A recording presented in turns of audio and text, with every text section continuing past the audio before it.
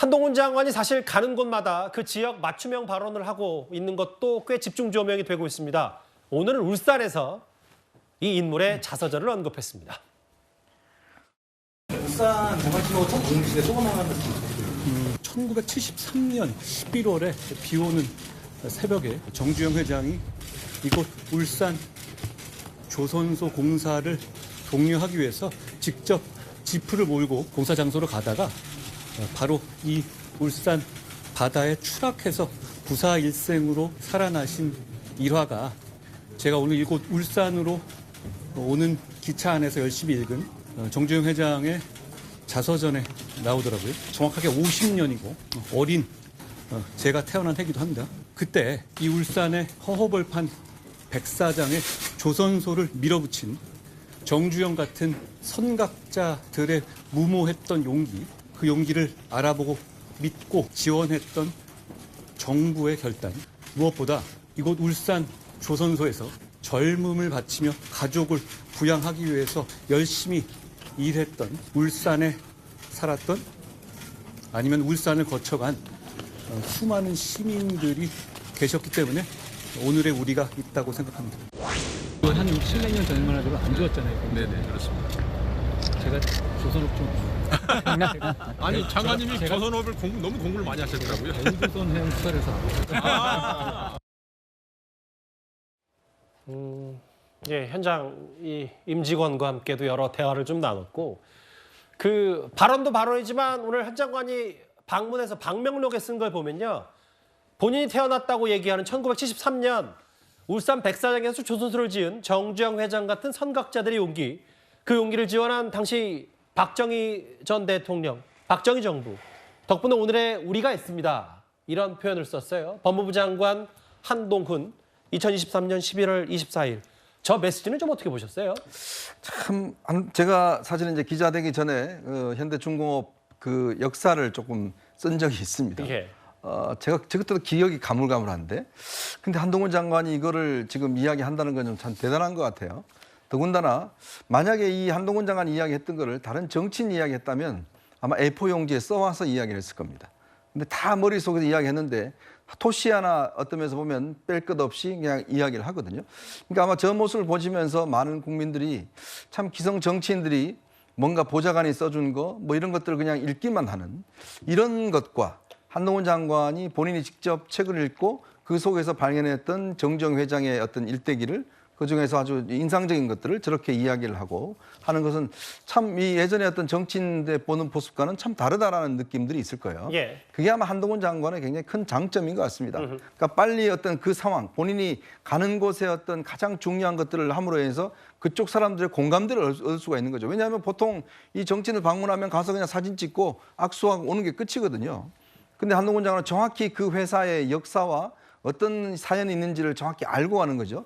또 더군다나 이제 현대중공업의 지금 이 경쟁자인 지금은 대우조선해양이 지금 이제 하나오션으로 바뀌었습니다만은 거기 수사를 했다라는 점도 이제 현대중공업에 가서 이야기를 하는 걸 보면 참 이 아마 그쪽 중공업 분들의 입장에서 보면 굉장히 놀라울 겁니다. 왜냐하면 자기 회사를 많은 해외 기업인들이나 이런 사람들이 방문하는데 아마 저 정도의 어떤 회사의 역사나 이런 거에 대해서 파악을 하고 오는 사람은 저는 아마 드물 거예요. 예. 그러니까 그만큼 그런 어떤 장점들이 굉장히 녹여나 있다라는 생각이 들고, 예. 그러니까 저런 것들이 어떤 이제 앞으로 한동훈 장관을 좋아하시는 분들 같은 경우는 이게 이제 정치인들이 그냥 가서 대충 얼굴만 비치는 게 아니라 뭔가 실질적으로 거기에 어떤 역할을 할 수가 있겠구나라는 어떤 점들을 밝혀주는 것이 한동훈 장관의 인기 비결이 아닌가, 저는 그런 느낌들이 많이 들었습니다. 울산으로 오는 기차 안에서 저 책을 좀 급히 읽었다라고 하면서 여러 사실은 근현대사에서 고 정주영 회장이 차지하는 비중이 어마어마하지만 실제로 특히 저 지역 울산에서의 정주영 회장의 위상은 뭐 상상을 초월하거든요. 그러면서 박정희 전 대통령까지 거론을 했고요. 책을 저렇게 들고 저 책 좀 유명한 책이잖아요. 사실은 제가 이제 웬만해서는 책 제목을 방송에서 공개 안 하지만 시련은 있어도 실패는 없다. 저 얘기는 정주영 회장의 꽤 강조했던 말 중에 하기 때문에 책 한 구절도 거론하면서 여러 기자들 앞에서도 질의응답도 좀 하고요. 아예 펴놓고 읽기도 했습니다. 저 장면. 다시 스튜디오로 좀 돌아와 볼까요?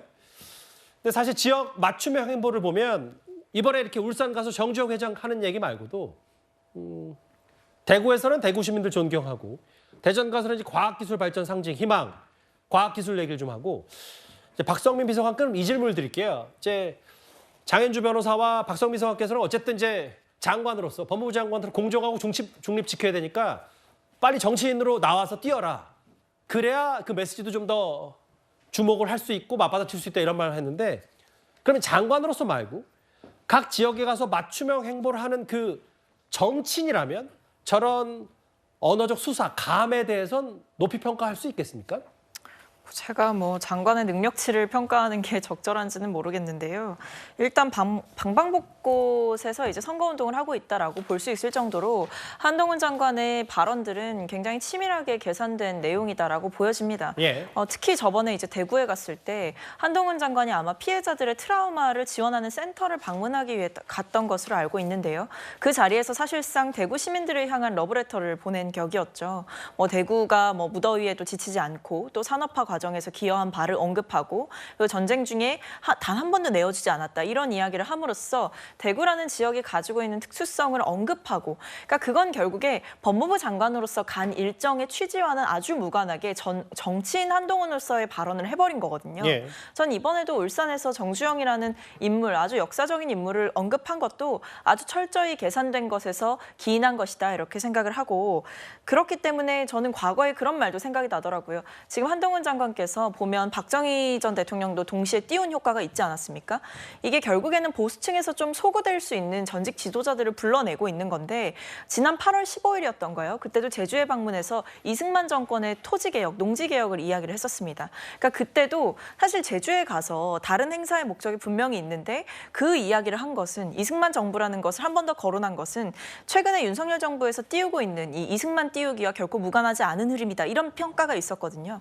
결과적으로 보면 한동훈 장관은 보수층에서 어떤 인물이 소구될 수 있는지 그리고 어떤 말을 했을 때 본인이 더 좋게 평가받을 수 있는지를 아주 철저하게 계산해서 움직이고 있다. 그런데 거듭 말씀드리지만 이것이 법무부 장관으로서 법무 행정을 위해서 지역에 방문했을 때 나오는 발언들이기 때문에 이것이 적절하지 않다라고 저는 보고 있습니다. 근데 굳이 이제 말을 제가 덧붙이자면 박성민 비서관 말처럼 딱 이 말만 했으면 법무부 장관으로서 정말 아주 무관한 말만 했다고 하는데 이 말만 한 게 아니라 여러 말 중에 현대중공업 가서 정주영 회장 얘기하고 했으니까 그 부분의 논평은 존중하되 이걸 아예 무관하다라고만 또 딱 잘라서 얘기할 수 없다는 부분도 한번 고려를 해야 될 것 같아요. 그런데 실제로요 한동훈 장관의 행보도 행보지만 한동훈 장관에게 쏟아지는 취재진의 질문도 점점 늘어나고 있습니다. 오히려 지금까지의 외국인 정책은 전 국토에서의 배분이라든가 향후 5년, 10년 뒤에 외국인 분포가 어떻게 될지에 대한 전 국가적 차원의 검토가 없었습니다. 그 문제를 무분별하게 받아들이기 위해서 출입국 임관리청을 만들자는 게 아니에요.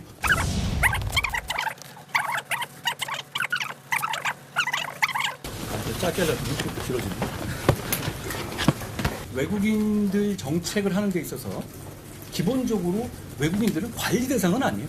한국을 위해서 일해주는 근로자들이시죠. 그러니까 여러 가지 규제들이 있는데 그 부분은 서로 간에 여러 가지 법에서 그 임무가 나눠져 있는 부분이 있습니다.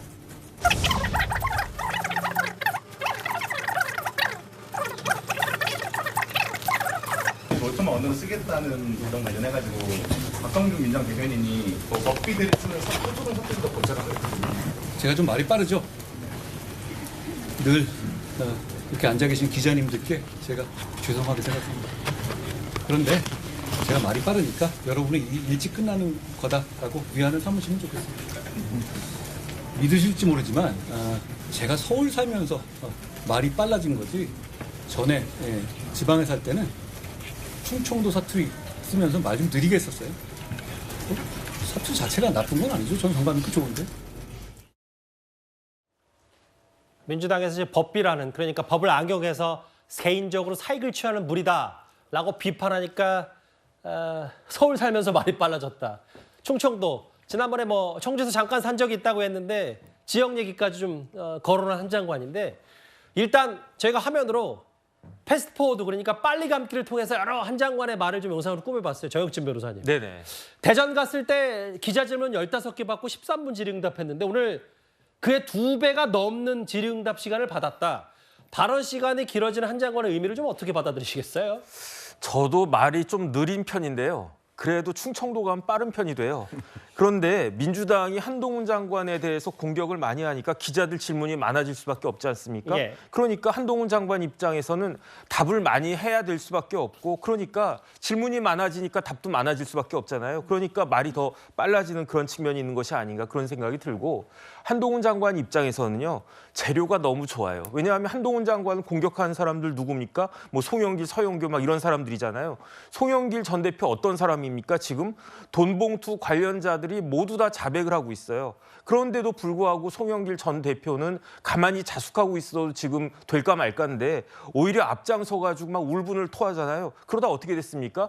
24년 전에 재벌한테 1억 받은 거, 그 당시 아파트 20평짜리 한 채 값 받은 게 이제 소환되지 않았습니까? 그다음에 뭐 서영교 의원 같은 경우에도 여러 가지 부적절한 행위가 많아가지고 당에서 이제 나가기까지 할 수밖에 없었던 그런 이야기 다시 다 나올 수밖에 없고 최광욱 의원의 막말은 제가 봤을 때 역대급 최강의 막말이 아닌가 저는 그런 생각이 드는데 예. 그러니까 한동훈 장관 입장에서는 저렇게 적반하장하는 그런 상황에 있어서는 그냥 반사만 하면 되는 거예요. 조금 전에 박성민 최고가 한동훈 장관이 다 계산하고 있다라고 이야기를 했는데 예. 아니 계산하고 있는 줄 알면서 민주당 사람들은 왜 한동훈을 띄워주기 위해서 작정한 겁니까? 예. 왜 그런 이야기를 갖다가 하는지. 그다음에 제가 또 주목한 건 뭐냐면요. 예. 백팩이거든요.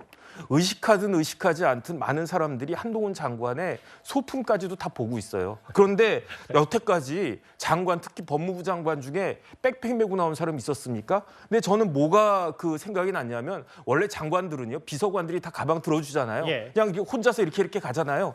그런데 한동훈 장관은 백팩을 메고 나왔는데 전 저걸 딱 보면서 어떤 생각이 들었냐면 뭐가 소환이 됐냐면 지난 정부에서 어떤 비서관이 비가 오는데 무릎 꿇고 우산 받쳐줬잖아요. 그것도 법무부 장관도 아니고 차관한테. 기억나요? 그거하고 지금 한동훈 장관 백팩이 굉장히 저는 대조적으로 비교가 된다는 그런 생각이 들고 예. 이런 것들이 일반 사람들의 뇌리에 부각될 수밖에 없고 이렇게 되니까 인기가 갈수록 더 높아질 수밖에 없는 것이 아닌가 저는 개인적으로 그렇게 분석이 됩니다. 물론 백팩을 맨 지금까지 현직 장관이 한 장관만은 아니겠지만 뭐 다른 분들도 메고 저도 몇 사람 기억나긴 하는데 다만 이제 저 그 소품 혹은 뭐 백팩을 맨 것도 최근에 뭐 과거 박범계 전 장관 시절보다는 이제 의전을 많이 줄이겠다고 한 장관이 공언했고 실제로 그렇게 된 바가 있었기 때문에 뭐 그런 의미까지 좀 부여하시는 것 같은데 질의응답 시간 중에 이런 거잖아요. 저 장현주 변호사님. 그러니까 민주당에서 비판할 수도 있고 당연히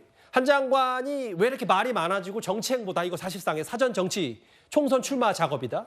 하지만 이제 그 많은 부분을 이제 법무부의 통상행정 혹은 이민청 질문, 조선소의 인력 난 부분에 좀 많이 할애하기 때문에 그 부분을 꼭 집어서 아예 뭐 무관한 행보다 혹은 다 정치적 메시지만 있는 거 아니냐 이렇게 받아들이기 좀 어렵지 않나 어떻게 보세요?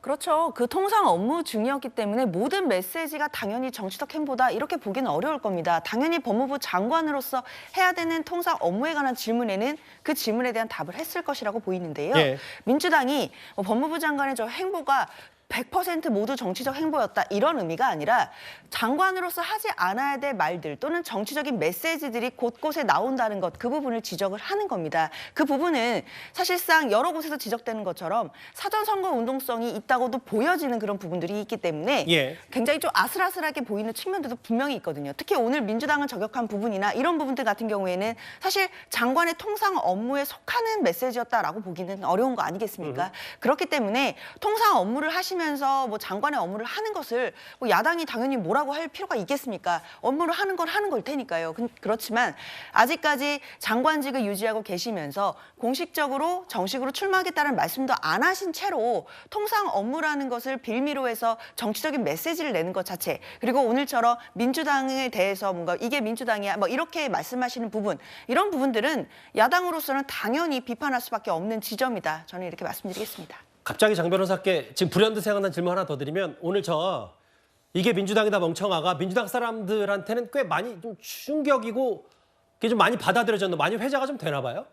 뭐 충격까지는 모르겠는데요. 뭐 예. 이걸 가지고 많은 분들이 얘기하시는 것까지는 아니지만 적어도 특유의 화법인 것 같아요. 한동훈 장관 같은 경우에는 뭔가 이렇게 공격을 당하시거나 아니면 본인이 말씀하셔야 될 공격 포인트가 있을 때 상대가 했던 이야기를 뭐 다시 패러디를 한다든지 아니면 상대의 뭔가 지난날의 어떤 그런 오류나 이런 허점들을 공격하면서 함께 공격을 하시는 그런 또 특유의 화법들이 있기 때문에 그런 부분들과 맞물려서 뭐 특유의 한동훈식 어법이 아니겠느냐 이렇게 평가가 되는 것 제가 같습니다. 굳이 질문 한 번 더 드린 이유가 이제 장현주 변호사께서 평소보다 조금 더 반푼 정도 한동훈 장관에 대한 비판수를 높이셔서 혹시 저 발언이 오늘 민주당 내부에서도 여러 좀 부글부글한 부분이 있었나라는 생각이 좀 들어서 한번 추가 질문을 드렸는데 저 화면을 보시는 것처럼 일종의 자신감이 좀 더 생긴 건지 모르겠지만 한 장관도 조금씩 그 동작도 좀 커지고요. 손동작들도 좀 늘어나는 것 같습니다. 오늘도 야당에서는 사람을 바꿔가면서요. 한동훈 장관 때리기를 이어갔습니다. 제가 잡았던 일정들은 다 몇 달 전에 준비됐던 것이었어요. 최근에 보면 국회 일정이 제가 너무 많았잖아요. 그러니까 지금 국회 약간 휴직이거든요. 국감 이후에. 이때 예전에 미뤄두었던 현장 일정을 하는 것이라는 말씀을 드립니다. 그리고 저보다 박범계 장관님이 훨씬 많이 다니셨을걸요. 아마 아시겠지만 제가 7월에 일정을 잡았었어요. 그 이후부터 여러 차례 미뤘던 것인데 꼭 와야 되고 해야 되는 곳이라서 왔습니다. 오히려 제가 보기에는 전임 장관에 비해서 현장 방문을 너무 덜 한 거 아니냐는 비판은 가능할 것 같은데. 윤석열 정부의 황태자로서 왕자병이 참 심하시구나 이런 생각이 들었는데요. 총선 때 한동훈 장관은 총선의 김태우다라고 생각하는데요. 검사 공천의 완성을 보여줄 것이고요. 결국 짝퉁 윤석열 아니겠습니까? 뭐 이번 주 한 장관을 비판하는 야당 의원들 단어들만 들어봐도 뭐 동탁의 여포라든지 전두환 정권의 장세동 전 안기부장 뭐 혹은 오늘은 짝퉁 윤석열 혹은 뭐 김태우 이런 발언 나왔는데 근데 이제 어쨌든 그 이제 사전 정치 활동 아니냐고 많이 비판을 하는데 한 장관도 이제 되받아칠 수 있고 통상 일정 아니냐라고 하는 게 이번 주에 저희가 온라인 커뮤니티에 돌아다녔던 여러 가지 현상이라고 소개했던 중에 한동훈 장관 측도 아니 박범계 의원 거의 지금 임기가 비슷해졌는데 80번 넘게 지역 방문을 했다. 현 법무부는 또 이렇게까지 좀 설명을 하고 있거든요. 그러니까 원래 이제 법무부 장관이 사실은 이제 뭐 검찰만 이렇게 통할하는 걸로 잘 아시는데요. 실제 법무부 장관의 업무 범위가 굉장히 넓습니다. 전국에 있는 구치소, 교도소 다 법무부 장관 관할이고요. 또 그다음에 이제 출입국 관리 이런 것도 다 법무부 장관 관할입니다. 꽤 인원도 많고 또 전국에 많이 흩어져 있습니다. 그래서 법무부 장관이 이제 뭐 검찰만 이렇게 하는 걸로 아시는데 상당히 많은 어떤 영향을 하고 있기 때문에 법무부 장관의 지방 일정이 많습니다. 그래서 이제 박범계 장관도 꽤 많이 다녔고 그리고 뭐 아시겠지만 추미애 장관 같은 경우는 직접 소년원에 가서 이제 세배까지 받고 뭐 그렇게 세뱃돈을 주는 장면도 이제 있었지 않습니까? 근데 이제 한동훈 장관이 가는 것과 이제 좀 일단 차별성은 일단 물론 뭐 지명도 면이나 이런 면에 좀 차이가 있겠지만 또 하나의 차이는 그러니까 한동훈 장관이 이 방문할 때마다 방문지에 대한 어떤 기본적인 사전학습을 굉장히 충실하고 간다 이런 면이 있어요. 예. 우리가 어디 정치인들이 어디 방문할 때 그냥 가서 사진만 찍고 오는 거 하고 실제 그 지역에 있는 그 이 장소나 사람들에 대해서 사전 공부하고는 굉장히 효과가 다르거든요. 그것도 스몰 토크를 하지 않습니까? 예. 본인이 직접 가서 이거 커피 주시는 거 저 좋아하는데 안 먹고 그냥 가져갈게요. 이 이야기 하잖아요. 근데 그 커피 준 분들 입장에서는 그냥 줬는데 그런 이야기까지 들으면 그 주변 분들이 그걸 어떻게 또 생각하겠어요? 그러니까 본인은 원래 커피 잘 안 마시는데 이렇게 받았으니까 잘 챙겨갈게요. 이런 말을 했더라고요. 그렇죠. 그러니까 그런 것들이 상대방에 대한 배려라든지 또 상대방을 어떤 기분 좋게 하는 이런 면들이 이제 충분히 이제 녹여드는 것이거든요. 그렇기 때문에 이제 하지만 저는 그러니까 민주당이 자꾸 이런 한동훈 장관의 프레임에 빠져드는 것 같아요. 자꾸 한동훈 장관 이런 행동에 대해서 비판하고 하면 결국 한동훈 장관의 관심이 더 올라갈 수밖에 없습니다. 지금 뭐 조홍천 의원이나 뭐 임종석 전 실장이나 계속 이렇게 참전해서 한동훈 장관을 이야기를 하는데 잘못했다가는 또 서영교 의원 꼴이 납니다. 예전 사건을 다 들춰내서 지금도 언론들이 기사를 쓰고 있지 않습니까?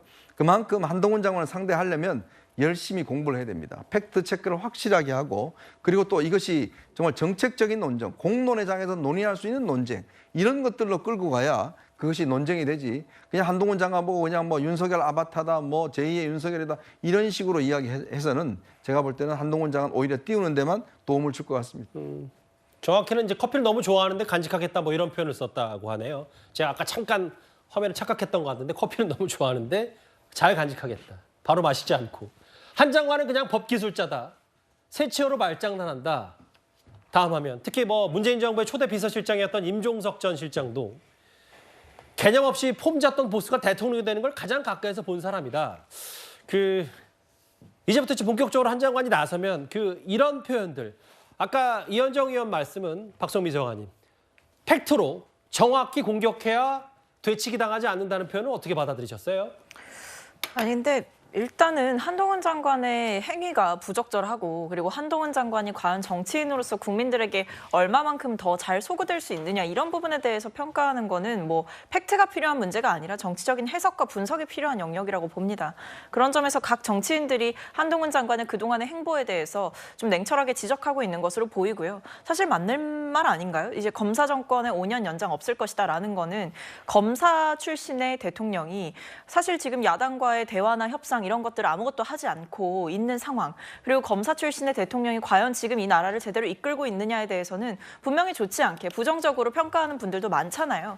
그렇기 때문에 한동훈 장관이 소위 말해 이번 윤석열 정권의 로얄 패밀리인데 그리고 왕수석의 왕장관까지 겸하고 있다 이렇게 평가받고 있는 핵심 권력자인데 예. 과연 윤석열 대통령이라는 그 특정한 인물과 따로 떨어져서 평가받을 수 있겠느냐. 검사로서 정체성을 동시에 갖고 있고 그리고 윤석열 대통령과 아주 가까운 관계를 갖고 있는 한동훈 장관인 만큼 분명히 부정적인 평가는 연동될 것이다. 이런 지적은 해볼 수가 있는 것이고 예. 조홍천 의원의 지적도 마찬가지예요. 그 부분에 있어서는 오히려 감정을 빼고 아주 객관적으로 지적을 했죠. 예. 그럼 지금 용산과 대통령실과 관련된 잘못들에 대해서는 뭐 얼마나 수사를 한 것이냐 그동안 이런 식으로 이야기도 하고 있고 저는 오히려 한동훈 장관이 지금 이런 비판들을 아주 새겨들어야 될 시점이라고 봅니다. 만약에 본인이 정말 총선에 출마한다고 본격적으로 선언하잖아요. 예. 한동훈 장관이 아마 첫 번째로 입장을 밝혀야 할 문제는 아마 특검법과 관련된 것일 겁니다. 50억 클럽 그리고 김건희 여사 관련한 특검법 여기에 대해서 한동훈 장관이 어떤 입장을 갖고 있느냐에 대해서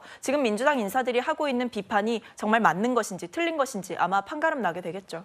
예고된 공식 일정 중에 이제 마지막 울산을 찾았고 여기서도 또 핵심 메시지 민주당을 향한 메시지와 뭐 뜨거운 환대까지 받았습니다. 첫 번째 이슈 한동훈 장관 얘기였고요.